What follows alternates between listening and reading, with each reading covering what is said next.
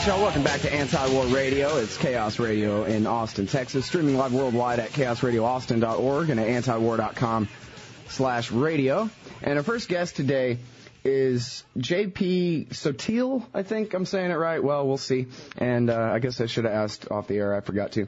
The movie is called The Warning. 5 authors, 1 warning. A film by Truth to Power. .tv. The 5 authors are RFK Jr., Bobby Kennedy's son, Naomi Wolf, Chris Hedges, Naomi Klein, and Joe Conason. And the subject is America's rapid descent into fascist dictatorship. Welcome to the show, sir. How are you doing today, Scott? I'm doing great. How are you? I'm good. My name is, you can call me Joe, and last name is Sottile, but... Sottile, okay. Yeah.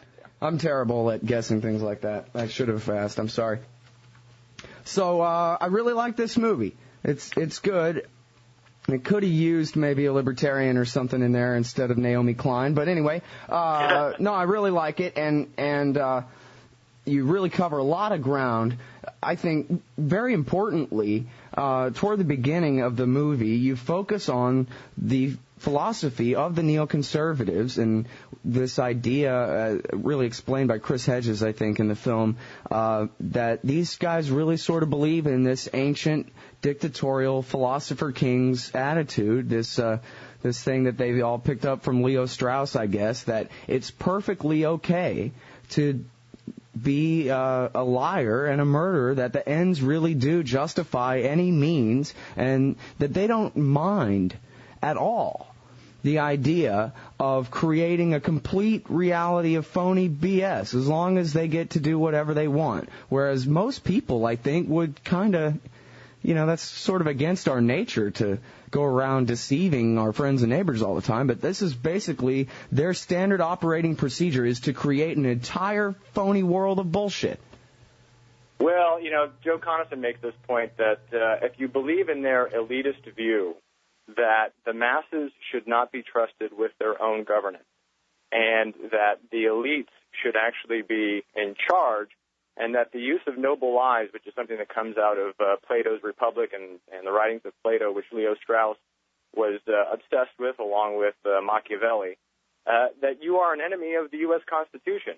And one of the reasons I led the film off with the unitary executive, because I think that this is one of the great warnings of the film, is that if we do not apply pressure on this new administration and on Congress to change the unitary executive, preemptive war, torture, the terror watch list, that this elite view of power and governance through the executive branch will just become precedent over the next 4 years. Mm-hmm. And so if Obama lasts 4 years or not, whoever is president in the future will have this structure in place. And, look, the neocons have been around for a long time. And I think back to 1976 when Wolfowitz and Pearl came in and rewrote the National Intelligence Estimate, which was going to say that the Soviet Union was a power in decline. Herbert Walker Bush, CIA, brought them in and said, no, let's rewrite the intelligence estimate to say that the Soviet Union is 4 or 5 years away from invading Western Europe, that they're a world sponsor of terror. And, these guys don't go away. They came back in Iran-Contra. They were in Herbert Walker Bush's administration. And if we don't expose this philosophy of governance now, what are they going to do? They're going to go back to the American Enterprise Institute. They'll go to the Heritage Foundation. They'll go to corporate boards. They'll bide their time. And let's not forget about Zbigniew Brzezinski, who is one of the lead advisors of Obama, who wrote a book called The Grand Chessboard and said that Central Asia and control of Central Asia is the most important foreign policy initiative that any superpower who governs the world must have in the next century. And look, what are we doing with Russia right now? We are encircling Russia, and the neocon philosophy is still there.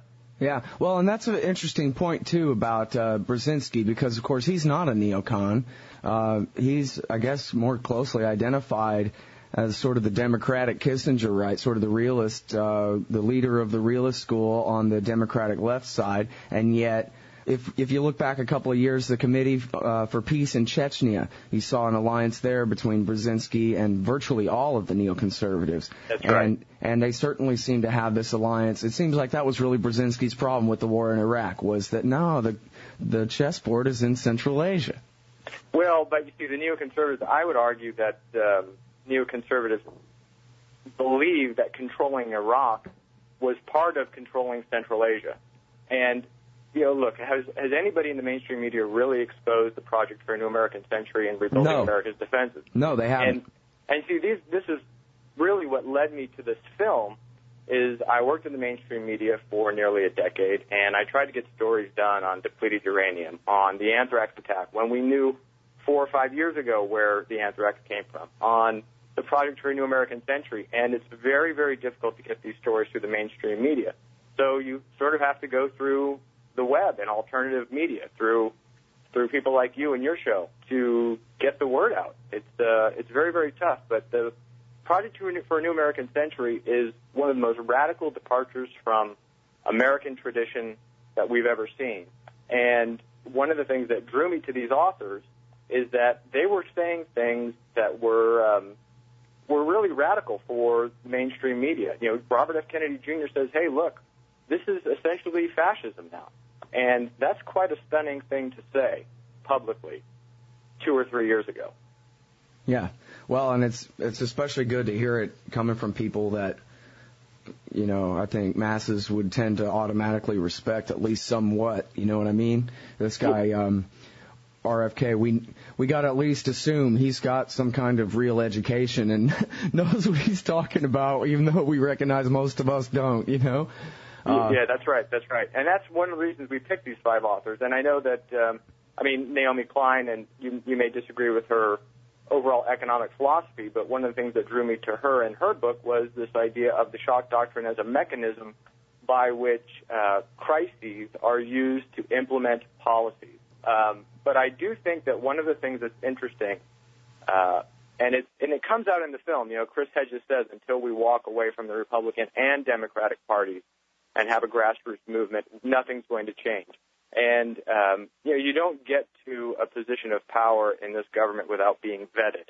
We hear a lot about vetting processes right now with Hillary Clinton for Secretary of State. But, it is a vetting process. And look at what happened to Ron Paul. He was totally marginalized during the Republican primary season by the mainstream media, and actually continues to be marginalized by some mainstream media outlets. But I think we're getting into a point now, because the basic freedoms that are guaranteed in the Bill of Rights and the Constitution have come under such attack that old left-right paradigm of, there's us and them, us on the right, them on the left, either or vice versa, those things really kind of don't matter at this point. We really need to reestablish our basic constitutional rights, because we have 1 million people on the terror watch list. Does anybody actually think that there are 1 million potential terrorists in this country? No way. Naomi Wolf is on the terror watch list. And if you think Naomi Wolf is a potential terrorist, well, I've got some land in Florida to sell you. Yeah, well, and I completely agree with you about the breakdown of left-right and all that as getting in the way, and that's really why I like Naomi Wolf, because I don't think she's dishonest. And even though she comes from a progressive perspective that is quite different than mine, if you ask her, she's just abruptly honest about what matters most. And what matters most is, for example, the theory that there's such a thing as a law that can bind the power of the government. There's such a thing as the Bill of Rights that guarantees due process and a right to confront your accusers and not be tortured and sent off to a dungeon in Thailand somewhere. And she's got her priorities straight, and she's, it seems to me, honest and willing to, as you say, ally with conservatives or libertarians or anybody else who also has their priorities straight. Well, and I think another thing that's happening, too, is I think it's time for us to start having a debate of, what is free market ideology and what is capitalist ideology, because I actually think the two things are in conflict now. I think what we're seeing with capitalism as it is that it's really become socialism in the interest of capital. Oh, sure. Well, we look at AIG really in free market ideology should not exist today, because the punishment side of free market economics has been taken out. And what happens is that taxpayer dollars, this huge trough that we've established in Washington, D.C., because that's really what it is the trough of money that people feed at, is being used to externalize the cost that corporations and businesses are acquiring. And when they have lobbyists and they have politicians in their back pocket, they can basically take my tax dollars, your tax dollars, and use them to get a pass on bad decision-making in the market. Well, you know, what's funny is that at the time that Adam Smith wrote The Wealth of Nations, he wasn't refuting socialism. He was refuting, well, in a sense he was, but he was refuting mercantilism, which is socialism for rich people. And he was saying, no, you got to let them fail. You have to let the invisible hand work it out and not use force to prop up those favored. You have to go ahead and let people trade in the way that they want to trade, and that's the way to get the most efficient kind of use. The more kind of liberal socialist end came later in the 19th century. He was refuting the idea of having a British East India Company and Virginia Company and these things sponsored by the Crown and the British taxpayer. Well, you know, I think this is interesting to bring it back to the neoconservatives, because as I look at the neoconservatives, you know, the other side of that from the Chicago school would be the neoliberals. And I was in a discussion about this yesterday, and I said, well, you know, the neoliberals and the neoconservatives are really two sides of the same coin in terms of what they're trying to achieve. But what's interesting is one side calls themselves neoconservatives and other neoliberals, and there is a lot of obfuscation through language of the real intentions of the people who are implementing these policies. And it makes it very, very difficult to pin down exactly who they are, what they want to do, and what their intentions are, at least in the mainstream media. Mm-hmm. For those of us like your listeners or you and I, we spend a lot of time probably reading about these things, but to really give people a sense of what these people are up to, it's a big challenge. The problem with that, too, I mean, is that especially because of the media refusing to be honest and break these discussions down, as you said, you try to report on PNAC and they just said, forget it. And what ends up happening is you have regular, you know, American citizen voters out here, regular American masses who end up deceived. So you have people who call themselves conservatives and basically, you know, in terms of the country rock and roll split, they're more country or whatever, and they tend to be conservative. But it seems like, depending on time or place, they could either agree with Ron Paul or they could agree with Richard Pearl, just depending on who did a better job of saying this is what true conservatism is about. And unfortunately, you have not just neocons, but like when you talk about the unitary executive theory, you have people who are just regular cons, just plain old conservatives who have this idea that if you to apply a strict construction of the Constitution is to forget every bit of it except for the Commander-in-Chief clause. And they go along with these neocons who are dishonest, and you have all these honest people end up believing in this stuff. Definitions are very, very tough, and I think the unitary executive idea in particular, and this idea that in a time of war, the commander-in-chief essentially has unlimited power to do whatever the commander-in-chief wants to, is incredibly dangerous, and I think we've seen it also with the transformation of the CIA. You know, one of the untold stories of the last 4 or 5 years is that many of the covert functions of the CIA have been moved over to the Defense Intelligence Agency. Mm. And we're spending a lot of time wondering who's going to be in charge of the CIA, who's going to be in charge of intelligence. But what's been going on over at Defense Intelligence is incredibly important, too. And one of the reasons they moved a lot of those functions over there because they knew that there wouldn't be congressional oversight of the DIA under the laws that were passed after all of the CIA shenanigans were exposed in the 70s by Rockefeller Commission and the Church Commission. You know, these are some of the issues that concern me most. I mean, obviously we have a huge economic problem ahead of us, and we're seeing one of the greatest transfers of wealth from American taxpayers to corporations in this $700 billion bailout. But there are some of these other issues that if we don't pay attention and know what's happening, these things need to be remediated. And all of the authors, or most of the authors, call for a Truth and Reconciliation Commission. I'm not so much for reconciliation. I'm more for accountability. You know, we have kind of a secret government in place right now, and anybody, no matter what party they come from, can take advantage of this secret government and some of these powers, and this needs to be changed. Yeah, well, and all the press going into the new Obama administration is that, hey, he's promised a new kind of bipartisan politics, and he's going to be friends with John McCain again, and everything's going to be fine, and they're all going to work together, and putting Dick Cheney and George Bush in the dock is no way to heal bad feelings. And that's right. And look, let's go back to the beginning of the first Clinton administration. We had something called Iraqgate, and in Iraqgate, basically the scandal was that that Poppy Bush's administration was illegally arming Saddam Hussein, I think up to a month before his invasion of Kuwait. Right. And Robert Perry actually wrote about this in Secrecy and Privilege. And Clinton was approached and said, well, what are you going to do about this investigation? And Clinton said, well, we're going to shut the investigation down. It's time for us to move on. We don't want to live in the past. Well, a lot of those people who were involved in the illegal arming of Iraq, well, guess what? They popped up again in this second Bush administration, or the son's administration. And moving on really doesn't get the job done, I don't think. I mean, we have to have accountability. There are a lot of us who may have credit card debt who would really love to have a bailout and say, hey, can't we just move on? For the average American, there's not a lot of moving on in the legal system, but it seems to be for the elites in the political system, they get a pass, and it just leads to future problems.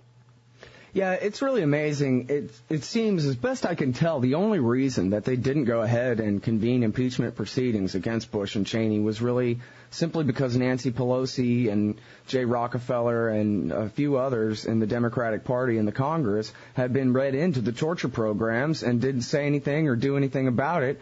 And so rather than the Democratic parties in the House and the Senate going ahead and replacing their leadership and getting on with the trial, they just went, oh, well, gee, if Nancy Pelosi's guilty of torture too, I guess we just have to let everybody get away with it. No accountability for anyone.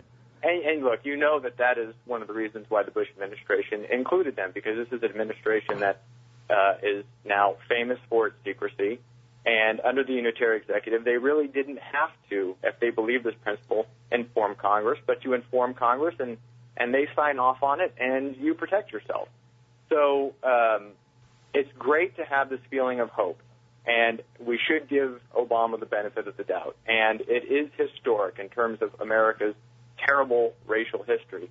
But the real nuts and bolts of what has to happen, I don't think we should feel too confident. I would go with an old Reagan principle, which is trust but verify.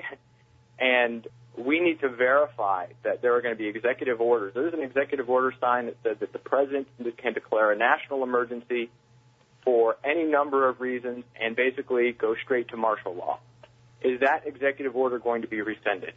Is there going to be a statement that we are no longer going to have a policy of preemptive war? Is the separation of powers that is guaranteed in the Constitution going to be returned to us? Is the terror watch list going to be reviewed and have tens of thousands, if not hundreds of thousands of people released from the terror watch list? These are the issues that need to be addressed, and one fears that this sort of haze of hope and the desire to move on is going to just let these things sort of pass into the ether and become precedent. And we're a country legally that's based on precedent, and 4 years of these things not being addressed means that they're going to be there in perpetuity.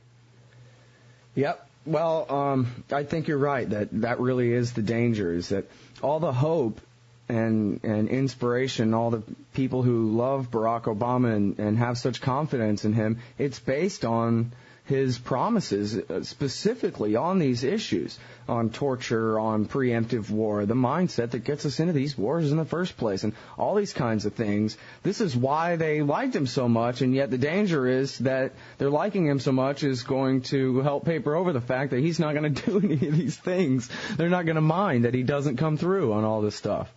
Well, we will. It remains to be seen. We have the famous first 100 days. We'll see what happens there. We'll see what orders are issued, executive orders are issued. But, these are complicated issues as well, and it's very easy for, having worked in the mainstream media, the mainstream media is going to give him a honeymoon period as well. And I think one of the things that we have to do, and it's one of the reasons why I put that piece on the Fourth Estate in the film, is it's really up to us to apply pressure to the media and apply pressure to our representatives. And if we don't do that, well, we're just going to sort of have this great honeymoon period and a lot of joy and happiness, but some of these things may never be addressed. Mm-hmm. It's not smart to have confidence in the system to, correct itself. Well, and that really is the thing. That's what something that James Bovard talks about in his book, Attention Deficit Democracy, that we all are taught from such a young age that our constitutional system of checks and balances and so forth is so great that we sort of take for granted that it'll always be there and it'll always work. And this is something I think Naomi Wolf does a good job of explaining in your film, is that, oh no, look, you can take your just quite a hand or two handfuls of steps in no time flat and find yourself in a dictatorship, and we're already headed straight down this path at full speed. This is not the kind of thing that, as you say, is just self-correcting and we don't need to worry about. It does take actually writing a letter to your congressman and that kind of thing and organizing with other people to do the same. And it very well may be way too late for anything like that even. But well, it's very easy to be pessimistic. Yeah, it is. You're right. Go ahead and challenge yourself and be optimistic for us. Let's hear it. Well, oh boy, that's quite a throwdown, Scott. I'm not sure that I can meet that. Look, what we have to do is be informed. That's the most important thing. I mean, I think that's square one.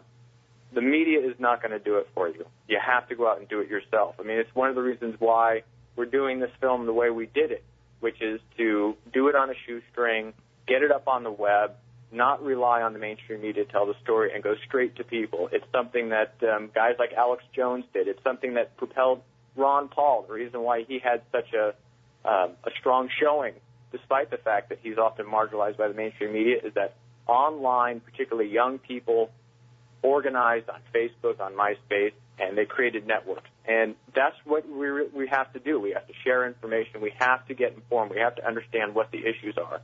And if you expect somebody in the mainstream media to tell you what those issues are, it's not going to happen.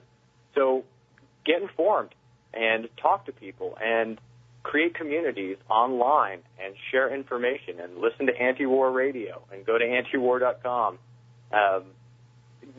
That's really the starting point. I mean, to say that there is some mechanism by which we're going to change everything and wave a magic wand and have this dealt with in the next couple of years is not realistic. But I think number one is the American people are basically, they do believe in the Constitution. They do believe in the American ideals of liberty and democracy. And those are actually great handles by which you can show people what's at stake. Mm-hmm. And well, and you think about it, if people can send around emails and convince each other that Obama's a secret Osama bin Laden terrorist from Indonesia right, or whatever the hell, we ought to be able to send out a link to truthtopower.tv and get people watching this video that actually has Chris Hedges in it, That's right. And, I think Chris Hedges was great in the film. And one of the things that he talks about in terms of, just to come back to the neocons, because I know that's probably an axe that you have to grind, is the neocons. It's certainly something well, it's that an bothers axe me. we all have to grind, I like to think. Yeah, no, I mean, the neocons are, what's fascinating about them is their alliance with the evangelicals. Right. And, what they've done is basically co-opted a religious idea, and they don't believe in the religious idea, but they use it as a political tool.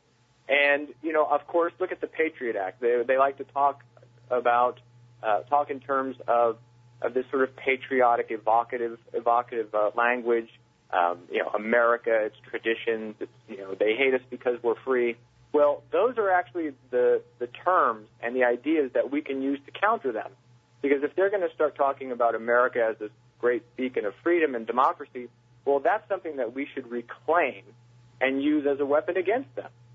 Right. Yeah, and I think I really like how he explains, and this sort of goes back to the Straussian philosopher king kind of attitude, Reminds me of the Sith Lords from Star Wars, but then again, I was born in the late 70s, so you got to understand. Right. You know, did you realize, Scott, that the last 8 years has just been one big Jedi mind trick? Yeah, it sort of seems like it, but they don't work on the strong-willed like me. You know, that's the thing. So it's been kind of frustrating. But no, one of the things that he talks about there is in this alliance between the neoconservatives and the Christian right, the neoconservatives have nothing but the most dripping contempt for what they see as their, tools. They don't care about the Christian right at all. They're using them in the most cynical fashion. I think that that's one of the most telling parts of this film and this neocon ideology or philosophy, is that they really do believe that they have a special enlightened hold on the truth of how humanity should organize itself. And all of us are basically just tools that they could use at will and discard at will to achieve their purposes. And look, David Quo, who was in the religious initiative, Bush's religious initiative, left and said, hey, these people had no respect for me or the Christians I was liaisoning with. And I think that that's one of the pressure points that I would love to do some work on in my next film, is to expose this neocon philosophy to the people who are being used by it. And I guarantee you that if evangelicals had read Rebuilding America's Defenses and read that they sort of celebrated the fact that biological weapons could become a politically useful tool in the future, which they say in black and white. It's just sort of stunning. Right. That they might abandon these neocon masters. And well, and you think about, it's the kind of thing where, like, you find out your significant other's been cheating on you or something like that. That's right. Wait a minute, you hate me and think I'm an idiot and you've been lying to me this whole time? I mean, to me, especially not just saying, okay, we need to target this demographic or that demographic, but exploiting people's most sincere religious beliefs. That's right. Exploiting their belief in their afterlife and their Savior and their conscience, and using that to create a empire and a police state. It's audacious, to say the least. Yeah. Hey, you know what I really like about this movie? You talk about something that's so important to me and yet it never comes up on this show, and you've given me an opportunity to ask you about it now, and that is the scapegoating of the Mexicans. That clip of Ron Paul that we just played, the lady, what's her name? Jane something or other on CNN, she made the great point about how subsidies to agribusiness and then with NAFTA and all that, have driven all the local farmers in Mexico and in South America and in Africa out of business. Their markets are being flooded with artificially cheap grain from America, and it's bankrupting these people's ability to sustain themselves. They don't have anything else to trade and make money off of to buy the new grain and whatever, so we cause all this starvation and so forth. And then the Mexicans come over because we've bankrupted them all and driven them all off of their farms. They come and say, well, you guys are having a housing bubble. I guess we'll build some houses. And meanwhile, these people in certain segments of our society are basically, although not necessarily treated this badly, but they're kind of like the Jews in Germany in the 30s or something. They're this kind of evil alien force among us, the Mexican invasion, this terrible, they're changing our culture, they're taking our jobs, this war against these people who the only reason they're here is because of our government's economic policies in the first place. Well, and not just our government's economic policies, and let's not forget, NAFTA was the engine that started this, and who shepherded NAFTA through? That would be the Clinton Bill Clinton, yeah. When you talk about left versus right, it gets really, really blurry when you start talking about policy making at the top. But look, it's not just the fact that we destroyed the ability of the small farmer in particularly Central America and in Mexico over the last 20 years, but it's also the fact, as you say, we had this housing bubble. And how are you going to build all of these houses for this new ownership society, as it was called by the Bush administration, at a cheap rate and maximize profit? Well, you're going to bring in Mexican laborers who will work for $10 an hour or less on these job sites. They're illegal, so let's just say they get injured on the job. Well, they're not going to be able to sue their employer. They're not going to be able to go and file a claim because they're illegal, and they're afraid that they're going to be deported. So this massive illegal labor pool it's really sort of disheartening to see this because they're so easily controlled, and they really have no right. And then, really, the same mechanism that displaced them from their homes in Mexico is the mechanism of globalization that has Detroit and the manufacturing base of this country, which sustained us after World War II and created the greatest middle class in the history of the world. Well, that thing was dismantled in much the same way as the Mexican farmers' livelihood was dismantled. So now you have all of these displaced manufacturing workers in this country, in the Rust Belt, who their primary target now, thanks to the media, is the Mexican laborer who's coming in to do the work that they could no longer do in their own country. So, when you're pitting labor versus labor, and it's really, really easy for people at the top to point to a scapegoat and not have them look at the people who are really causing the problems, which would be the policymakers in Washington, D.C. Right. I'm a real hands-off kind of guy, and I think we could both agree whether exactly our opinion on how industrialized America ought to be or otherwise, we can certainly agree that we have no idea what the market would decide about whether there ought to be three big automakers in Detroit or not, because we're so far from a free market in all the different subsidies and bailouts and overregulation and all different things that we don't really know whether in a free market the natural division of labor would have gone ahead and outsourced all these factories or not. And you can subsidize it one way or another. Bush will put tariffs on steel to help steel manufacturers, right before an election or something. It's all kind of a haphazard thing. And we don't even really know how it would be because we have this $3 trillion empire that controls all these markets. Well, and let's not forget you have things like the Export-Import Bank. So there's a point in the 90s where taxpayers were paying to help McDonald's advertise in China. And I just don't think that American people really want to do that. But they don't know about that.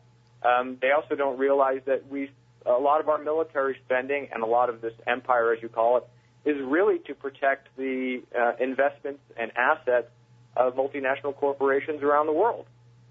Smedley, Darlington, Butler. Are you familiar with Smedley? Sure. War is a racket. That's right. And, still the most decorated Marine in the history of the Marine Corps. And, he identified this a long time ago. And it's a process that hasn't ended. And what's fascinating, too, about the Smedley story, which comes up in our film, is that, he exposed the first attempt at a fascist takeover in this country, which was in the 1930s, and one of the people who was behind that attempt by industrialists to have a march on Washington and install a fascist dictatorship was Prescott Bush.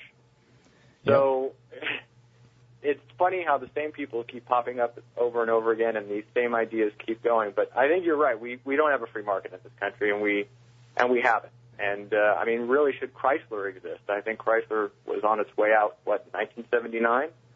Right, yeah. How many times has it been propped up? It could have been taken over by people who knew what they were doing a long time ago if they'd just been allowed to go bankrupt. Or maybe all their machine tools would just be sold to some factory overseas. But still, using force to make it one way or the other doesn't really help anybody. It only prolongs whatever the difficulty is going to be and makes it worse, usually.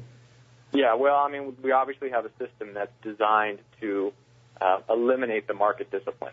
Yeah. There's no doubt about that. Well, and this is the thing and this is Smedley Butler's point, is that we're not talking about America and the national interest. We're talking about the interests of certain politically connected private interests inside the country who might make hundreds of billions of dollars, but it's at the expense of the rest of us. We could have a net loss of 5,000% to send the Marine Corps to save some property in Central America for some banker in Connecticut or something like that. And it's fine because, again, the cost is being socialized onto everybody else.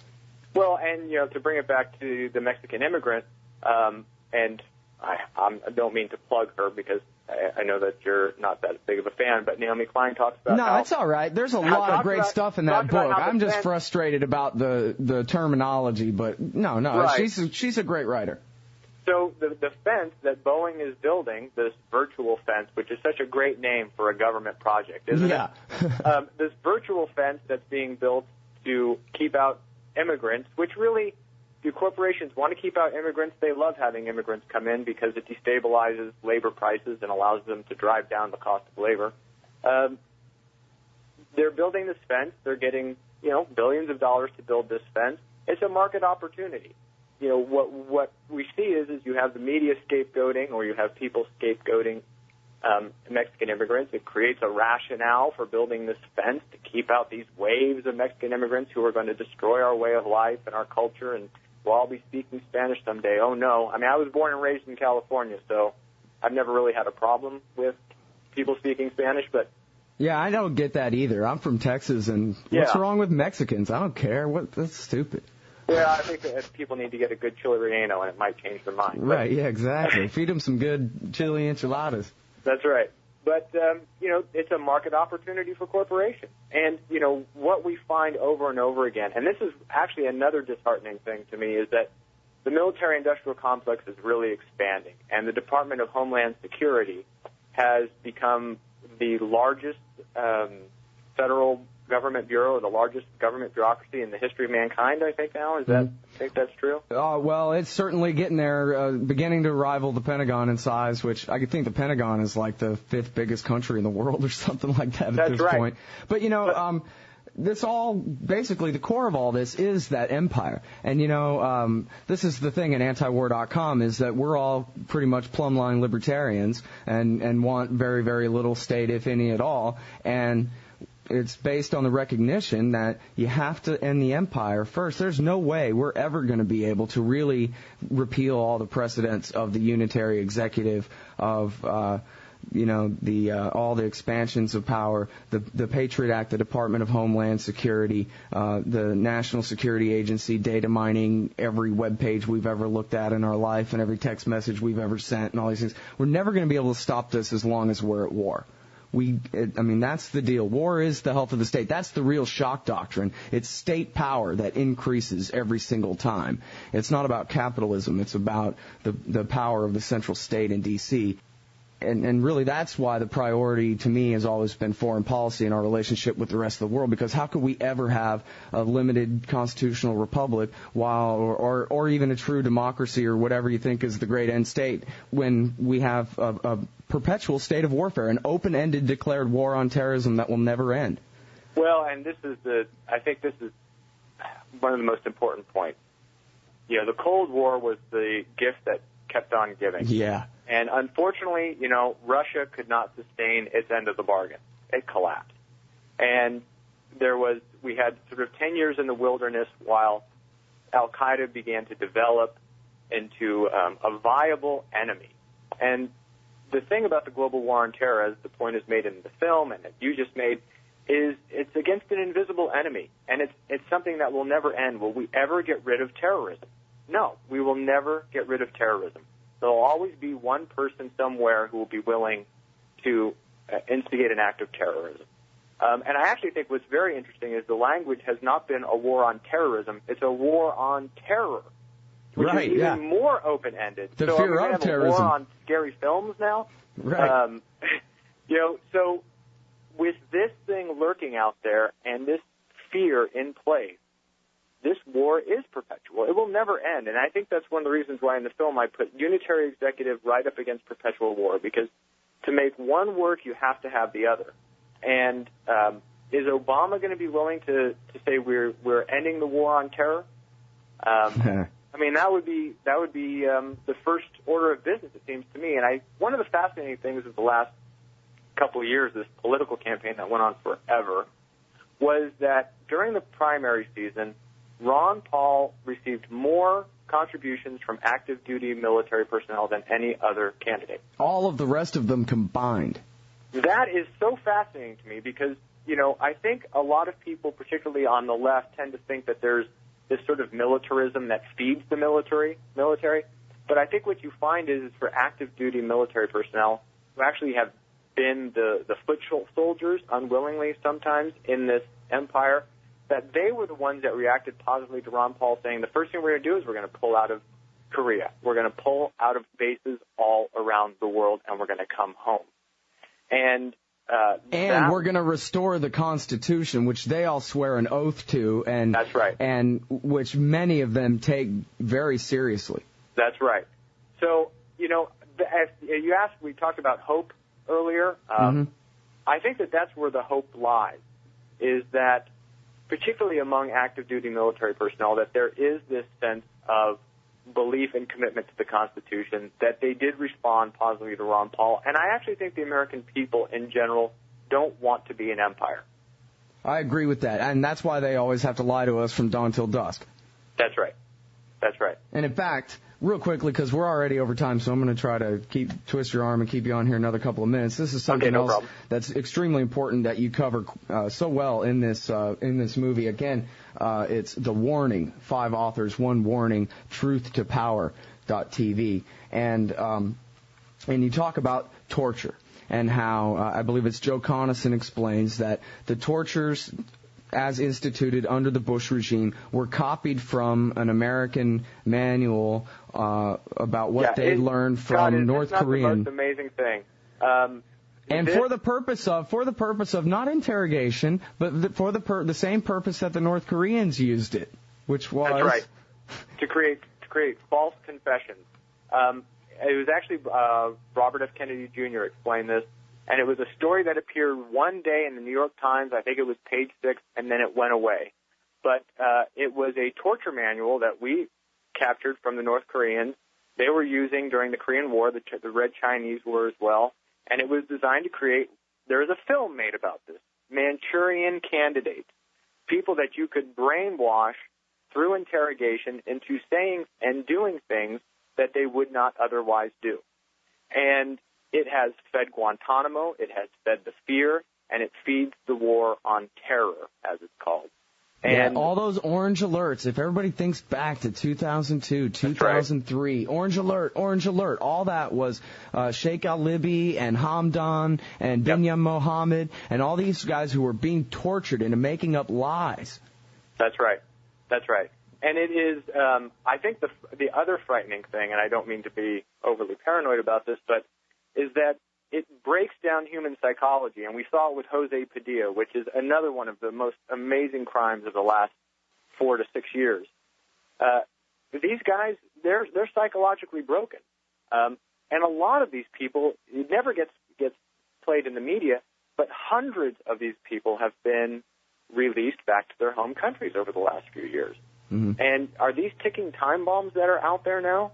Well, there's actually a new report that just came out about them, and most of them are just ruined, broken people, and everywhere they go, they're considered either a terrorist or a spy, and many of them are completely ruined, and that was only a small sample. Well, there again, what an amazing crime has been committed, and, one upside of the Obama election is that the world has sort of given us a pass for the moment. We're not highly thought of around the world. Whether this gets used for good or for ill, who knows? But, this torture manual thing is absolutely stunning. And, I grew up in the Cold War. I suspect you grew up in the Cold War. Mm-hmm. And to actually have these Cold War techniques of our enemies being used by our government is stunning. And RFK Jr. in the film, you could see it on his face. His father was part of the Cuban Missile Crisis. To see that these communist techniques were being used and this manual being distributed with only the title of the manual basically being changed is it sort of tells you how far we've fallen away from our American principles and ideals. Well, and when you talk about getting a pass by the election of Obama, this is why I thought it was so important that George Bush lose in 2004, so that really world, I know we can be jerky, but we really didn't mean this. These guys, they stole Florida, they did all these crazy things, but we're, making that right, and we didn't make that right. And now, I think, really primarily because Obama's a black man, that's kind of given us a little bit of extra credit points, and people really, I think, as far as I can tell, people around the world really are bending over backwards to want to give America a second chance, and on one hand, I fear that that's really the biggest problem with Obama is what if he does a good job at that and he actually, really helps shore up the American empire by putting a nicer face on it rather than, continuing to be as much of a clown as George Bush or John McCain and making it more difficult to maintain that empire. On the other hand, I also think if he maintains the empire that they're not going to buy it and that our past that we've earned that you described is going to wear out within, the first 100 days. Well, look, people around the world know a lot more about American history than most Americans do. Yeah, that's right. And people in South America know, and people in Central America know, and people in Central Asia know, and the Middle East know. People kind of know what we've been up to since the beginning of the Cold War. They're going to give us a pass for a while, and I would love nothing more than 4 years from now to be on the phone with you again and be on your show and say, wow, isn't it great that Obama pulled up stakes on all of these bases, that we actually did pull out of Iraq, that we did not continue to encircle Russia, that the neocons have been discredited, that their ideology has been discredited, and, we could, I'll come down to Austin, we can have a beer and listen to some of the best live music you can find in the country. Oh, there you go. I hope we don't have to wait 4 years. But let's not take that for granted. I don't think the rest of the world is going to take it for granted.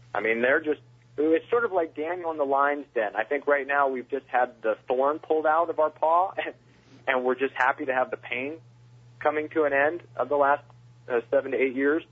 But these problems are still there, and that's the warning of the film, is don't be complacent, stay informed. And, we haven't even talked about what's happened with our election system. It looks like we had a fairly solid election this last time, but elections since 2000 have been, I wouldn't say trustworthy.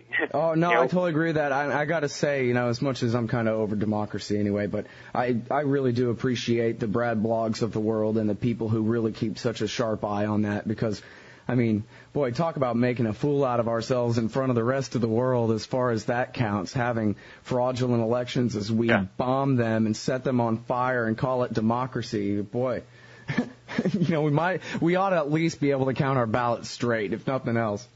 Absolutely, absolutely. And look, after the Florida debacle, it turned into a market opportunity for companies like ChoicePoint and Diebold to come in with this new, safe election system. And obviously, 2004, you talked about 2004. I think the sad fact of the matter is that we actually didn't reelect George Bush, but that election was stolen. Yep, I think, I don't know all about it, but that seems to be what Greg Palast and them think. And RFK Jr. has spent a lot of time on this issue. Yeah. Oh, that's right. Yeah, they worked together on that. That's right.